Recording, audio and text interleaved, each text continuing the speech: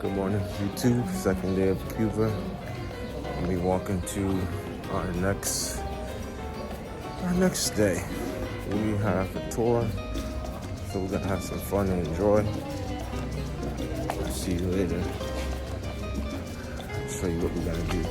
Oh, you said we could turn left. 70, but shortly destroyed, and just a remaining 3 walls where the starting point to rebuild it in 1738. Shortly used between 1738 and 1762, because when the British occupied Havana in 1761, they were here for 11 months. Oh. They chose that church to practice their Anglo-Saxon religion. After they left, the government said that that church had been profaned. So they decided not to use it anymore for religion. So after that, it wasn't a storage place, it wasn't a school, and with the whole process of restoration, they decided to continue with that and divide it in 2 parts. One is a religious museum that has a very good acoustic, and the other part is a puppet theater for kids, but not for religious purposes anymore. Okay. San Francis of Assisi, because of the old Franciscans that were settled here, and that's why, as well, the name of the square. Even though it had a religious purpose, it also had a commercial purpose. Why? Because this is the port. The port of Havana.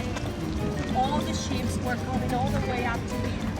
And the way to get some water was through the fountains. The first system, or the first aqueduct we had, was a system of channels that we had on the floor, and they were distributing the fresh water into the public fountains. So all the ships, all the merchants were coming here. That's why this square had 2 functions, the religious and the commercial. Okay. This fountain that we have in here, it is a replica of a fountain found in Alhambra in Spain. This one was a gift from a very wealthy person. Havana is all made in marble, as you can see. Wow. In the 1700s was put in here. Later they moved it because the functions of the square changed and they replaced it again. It's not in use anymore. As you can see, the water is not clean, so we don't use that system anymore, just for you to have an idea. Many people, when they come to this square, they call it the Pigeon Square. I don't know if someone told you. Are you going to the Pigeon Square? Because we have always a lot of pigeons, mostly in the very early morning, or in the afternoons we have the whole square full by pigeons. That's another of the names of this square. Or the Sculptures Square. Sculpture Square. That's another of the things, like the names that you can because of the sculptures that I'm going to show you. So we have 2 buildings as well. That one right there, which is custom from 1914. And then we have that beautiful building over there, which is the old stock house. It is from 1908. That building, it is like a really nice architectural design because they have different architectural styles in the different floors. As you may see going up. Yeah, as it goes up It's between different. Every floor is different. We call it the cake building because it's different. Yeah. And right now in that building we have different foreign companies that are settled in Havana. If we walk a little bit further, you're going to see on the top the god Mercury, which is the god of commerce and thieves. Okay. It's just a coincidence. Okay. It doesn't mean that merchants are thieves. Okay. We have some other squares, some other sculptures around the square. For example, that one that we have right there, which is called the Etiquette. Conversation. I think that's a French word. It's conversation. It was made in France, but it was a gift from the Italian government to the square. It is very modern because when you look at it, it looks like the whole body is there, but it's just the upper part. And it represents the Cubans. You know, we are very talkative. Yeah. We're always talking. You already have that experience. You're staying in a casa particular, so you know what I'm talking about. This is nice.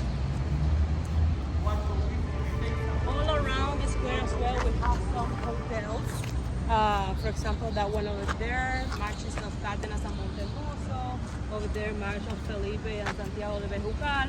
Both of them used to be the houses where both of those markers used to live. Okay. So with the whole restoration plan, they decided to bring to life a lot of buildings, but as well give them function.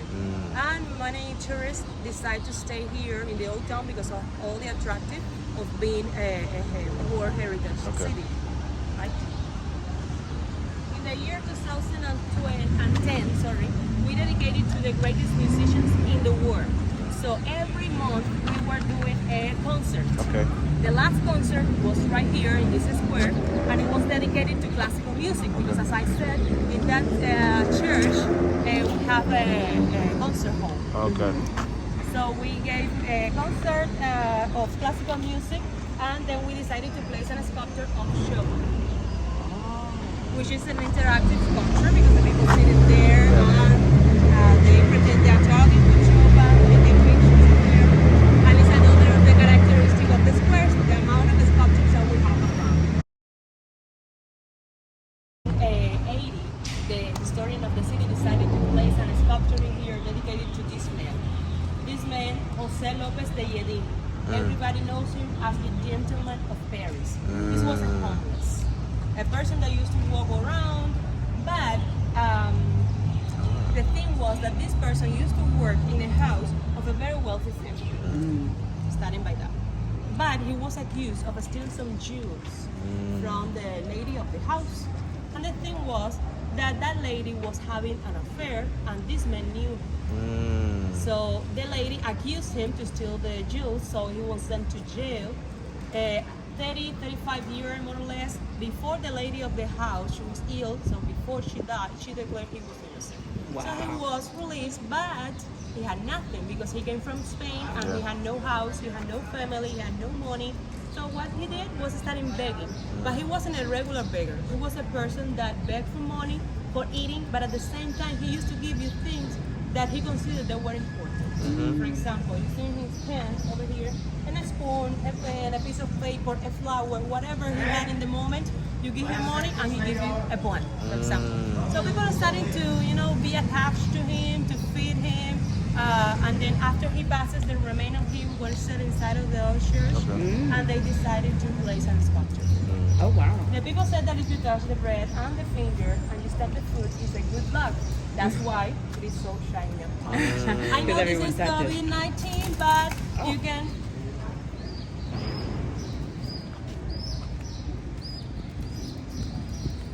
Scary.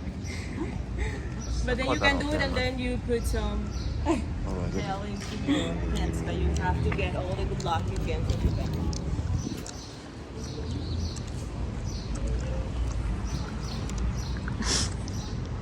I got it.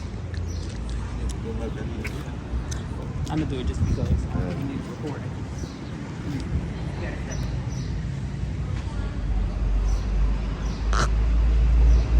Okay, I got you. I feel so lucky right now that after this pandemic, we don't have too many tourists in Havana. Before the pandemic, we used to have long lines of people just to do that very same thing. So we're lucky. If you turn around, you can see the sculpture I was mentioning before of the god Mercury. Oh, nice, yeah. On top. It's the only way you can see it. God, Mercury. Inside of these houses, beautiful houses. I know you're staying in a house, but it's a little bit more modern. So it doesn't show the particular panorama of the old house. Most of them, they have like a very wild courtyard, and the house is developed around the courtyard.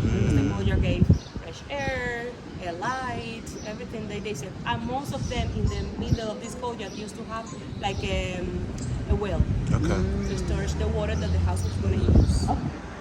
Even though they used to drink the water from the fountains, that was the clean water, they used to store that water for cleaning the floors, doing the bills. They used to belong to all churches, but in this case, they are just ornaments because these bills used to belong to all engines and to all sugar mills, and they place them here just as an ornament. Even though they have sometimes crosses houses.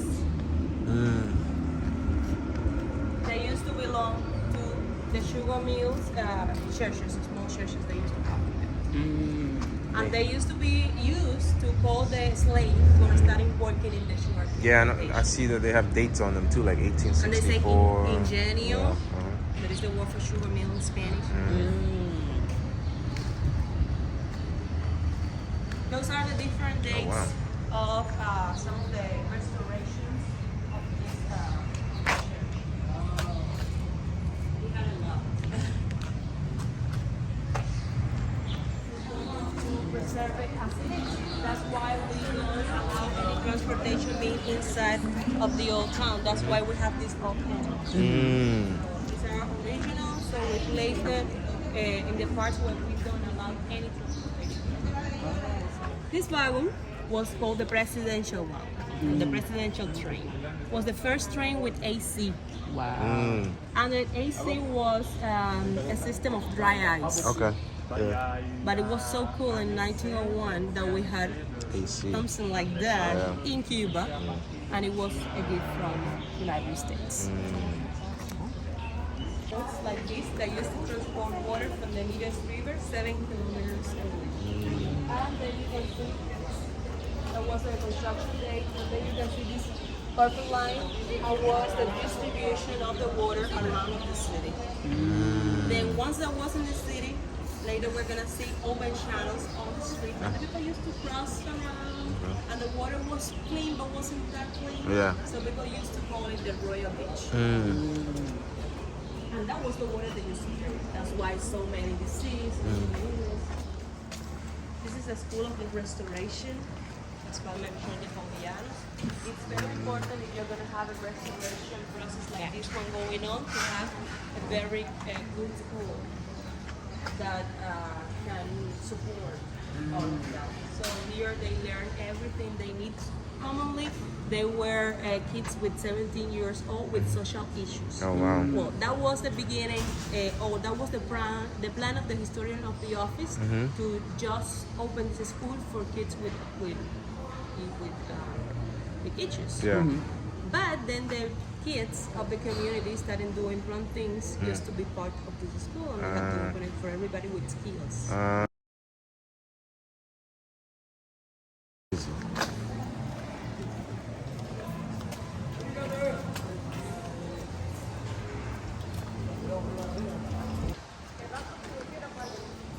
This is the second square. This is what we call it as, or we know it as the old square. The old square. But it used to be at some point the new square. The new square was a square that was open for merchants. When I told you that in the San Francis of Assisi Square they started trading, the fathers of the order San Francis of Assisi put a complaint with the government because of the noise in their square. So they decided to open a square just for trading. So they opened this space. Of course, none of these buildings were already built. And they used to have, where those little squares on the floor are, little stands for selling their things. And the ones that were coming more often, they decided to build their houses in here. And then they used to live upstairs, and the porches were used as the stores. Oh wow, I didn't even notice that. All of this square was completely destroyed because during Batista's government, 1950s, he built at the center of this square an underground parking lot, which means that the vibration of all of the cars coming inside didn't allow to these buildings to survive, let's say it like that. So when they decided to restore some of the restorations, they had to do it through pictures of the time because they didn't have a clue or an idea. Sometimes they were just empty spaces, and they have to redone it. Is that yellow building in the corner? Oh wow. Yeah, they fixed that They up. have to refill the whole thing and then restore. Restoring is not as easy as you think because this is a living historical center, which means that most of these houses are not government owned. This sculpture represents female domination. I don't know if grandpa told you once or not, but in Cuba, when a man represents himself with an animal, commonly it is rooster. It's a rooster. In this case, this lady is riding the rooster, like dominating. Yeah. With a fox in the hand telling him, I can eat you any moment I want. But And no clothes or no hair because they wanted to represent all women in the world. Okay. So if you put a kind of hair, a kind of clothes will represent a specific ethnia or part. So the artist Pavelo said that the thing that completes the image of a woman are the high heels. yeah. Oh, yes. No, but it has a lot though, because for her to tame this animal in heels, it's like, oh yeah, It's hard. that's badass. Guayasamín is an Ecuadorian artist, but that he was a very good friend of Fidel. Mm-hmm. So he gave him that sculpture of the Rumiñao Indian, which is an aberration from Ecuador. In Cuba, in Havana, we call it the deodorant part because the Indian is like with the arms up, waiting for deodorant. So we're heading to the deodorant part. No one call it guayasamín. Wow. Over there, I don't know if you can see. House of perfume. And this stained glass. It's a museum, but at the same time, you can purchase it. Oh, wow. Back in the days, I didn't get to use. I used to use Tomorrow, if you come back to this area, you can enter. Oh, okay. So everything's closed on Monday. On Mondays. Oh. All the museums are going to be closed on Mondays. Tacon. Tacon. The name of the street, Tacon. And it is because in that place, after the demolition of the church, we decided to build a house for the general captains at the time. That was the highest command of Spain in Cuba. And in here used to live one whose name was Miguel de Tacon. And Miguel de Tacon had a very special wife. She used to take afternoon naps.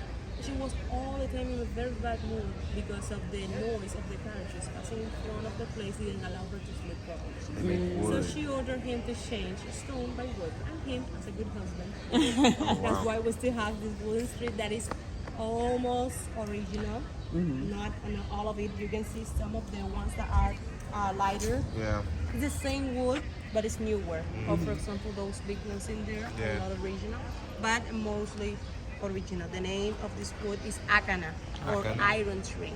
It's a very heavy wood. It doesn't float. It sinks immediately, and it's very long lasting. That's why we can see it still today. This was the first square and being opened in Havana. Wow. The very first. In the 1600s, this was just a flat space for the military to practice their exercises. Wow. Later in time, we added the fountains that were so necessary for getting fresh water. So we divided this square into 4 sections.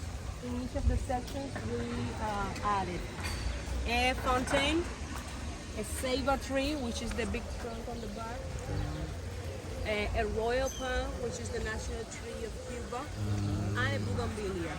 Bougainvilleas are very common in Cuba, and they are very good for making a tea that is very useful for asthma levels. Oh. Since we have too many changes in the weather in Cuba, around 30% of the population suffers. Oh, because of what? So the changes in the weather, so Oh. it is very warm, and then it's hot, and then it's humid, and then you never know. And then the bougainvillea flowers is very tiny. It's always white, and the thing that change is the leaves around. So we can see it in white, we can see it in pink, light pink, blue. Different And that's colors. good for asthma? Yeah, we boil it, and we make a tea that is very good for us. I too have that. Yeah. Yeah, yeah. This is Carlos Manuel de Céspedes. Carlos Manuel de Céspedes was the first president of the Republic in arms. You see those guys over there? Those were the very first ones in being placed right here at the center of the square, Ferdinand VII and Charles III. But then, after the whole process of the revolution, we decided to place Carlos Manuel de Céspedes. We call him the father of the homeland. In 1868, he was the person who started the first independence war. The very first war that lasted 10 years. It's called the 10 Years War. Okay. And then we call it the father of the homeland because one of his sons was captured by the Spanish army. And they were asking in exchange of the life of his son that he stop the independence war that he started. And he said that he wasn't just the father of his son, that he was the father of all the Cubans. His son got killed. Wow. But he continued with the independence war and he was named the first president of the republic in arms, which means that we were fighting, but at the same time we were trying to have a republic. So that's Carlos Manuel de Cespedes. Are the three main products that we produce. In the case of the cigars, we have these ones right here with this yellow ring that says Cohiba. That used to be the one that Fidel Castro used to smoke. So all our important men used to smoke cigars. I used to have these in the house. Yeah? My cousin brought them over when she came over. Then we have Monte Cristo, that used to be the one that Che used to smoke. Okay. Then we have Romeo and Juliet, Winston Churchill. Of course, we have some others like Oil de Monterrey. We have over here Trinidad, like the name of one of the cities we have right here. When you see two rings, it means a special edition of these cigars. You know, cigars leaf, they grow in Pinar del Rio, and then they collect the leaves from the plant. Depending of the mixture they made of the plants will be the kind of cigar they are going to be rolling. And there could be a softer, they could be stronger, they could be medium. Oh, but they're all grown in that area? They're grown in the area, they're grown in the same plant. But depending on the combination you make, for example, the ones that are closer to the soil, they receive less sun. So they're going to be softer. Yeah. The ones that receive more sun, stronger. Yeah. And then we're gonna have one kind of leaf that will be cultivated in greenhouse by Bautista Main, which is a French painter that came to open the first art school named San Alejandro. Then we place in a small, a new tree, which is a ceiba, like those big ones you can see on the corners and the other sections. This is the seventh ceiba we're planting here because they die. Commonly they live up to 300 years more or less, but they die because we are very close to the sea, to the water of Havana. The Christ of Havana is a sculpture of 18 meters, which is blessing the city of Havana. It was paid by the wife of Batista.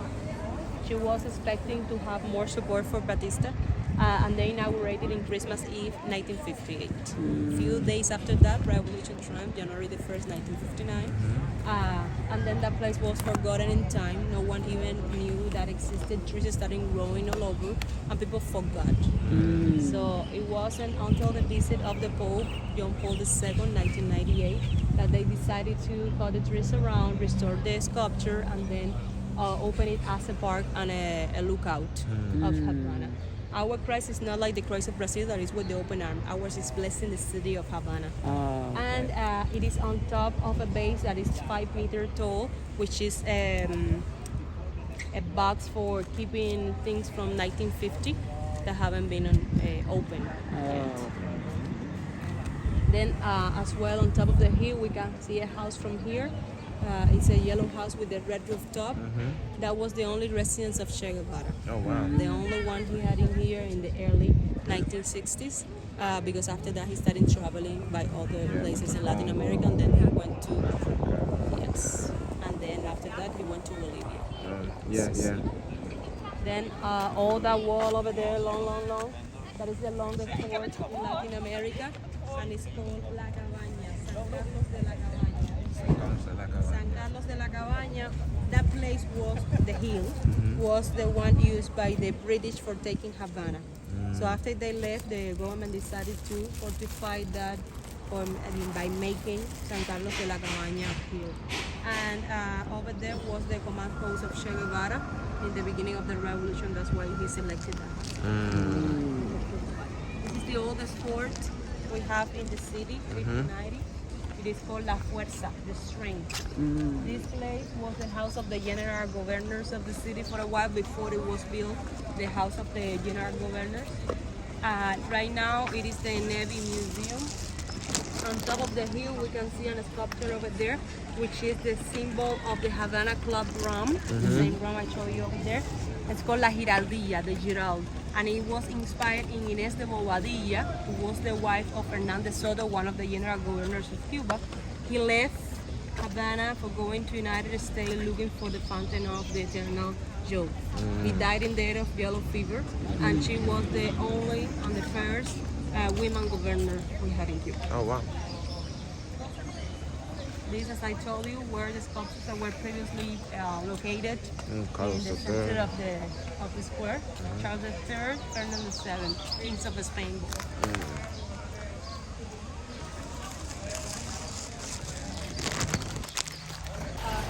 Writers, sculptures of the most important writers are from all over the world. So we have Miguel de Cervantes from Spain, then we have William Shakespeare, that's wow. from the British literature. Then we have Camões, is the last one over there, that is for Portuguese literature, and recently they have this one of Dante Alighieri. Okay. Yeah, this one supposed to be me. So this is the last square that we have, which is called the Cathedral Square. Was also the last square in being open in Havana, because one of the branches of this royal ditch came all the way up to here, but now fountain to receive the water, which means that this was a kind of swampy area. Actually, many people used to know this square as the Swamp Square. No one wanted to have their entrance here. So this is one of the characteristics of the houses in here. Most of them have 2 or 3 main entrances. Oh, wow. Because the last one they opened to the one was to the one to the square. After it was built the Cathedral of Havana. Cathedral of Havana, which is the major exponent of the Baroque style, the Cuban Baroque style. We have 2 different towers, as you might notice. One is a bell tower, the other one is a clock tower. And if you look in front, it is like the shape of an archbishop's hat.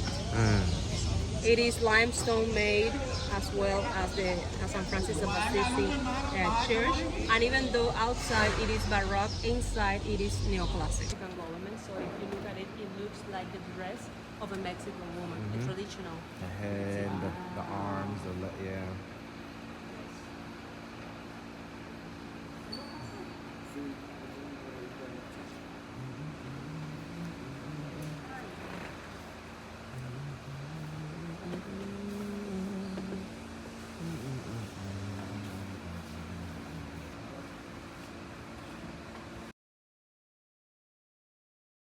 Virgin of Loreto, which is the patron saint of pilots. But in here, since we saw it sitting in a house, and one of the main issues we have in Cuba is housing. Most of the people bring them small houses and ask for a new house or remodelation or something. And when it's the day of the Virgin of Loreto, all the floor is full of little houses, many houses that they can rent.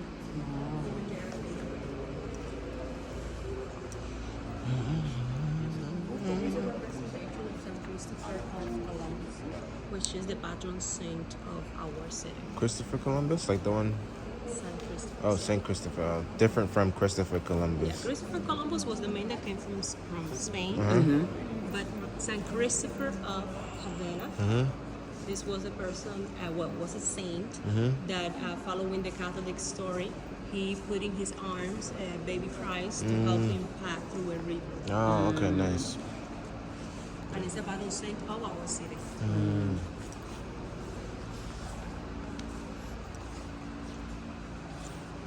The main table is made in one piece of marble, which is exceptional. They don't do like this anymore. They do it by pieces. Another of the characteristics of this church is that we have the remains of Christopher Columbus and the real Christopher Columbus. It's right here, that plate on the wall. Okay. Remember I told you that we didn't bury the people on the grounds and catacombs. We used to bury them on the wall. Oh, wow. You can see a lot of them all over. Oh, wow. And they are where some people are still buried. In the case of Christopher Columbus, in 1998, when Spain finally loses Cuba as one of the colonies, they decided to take the remains back.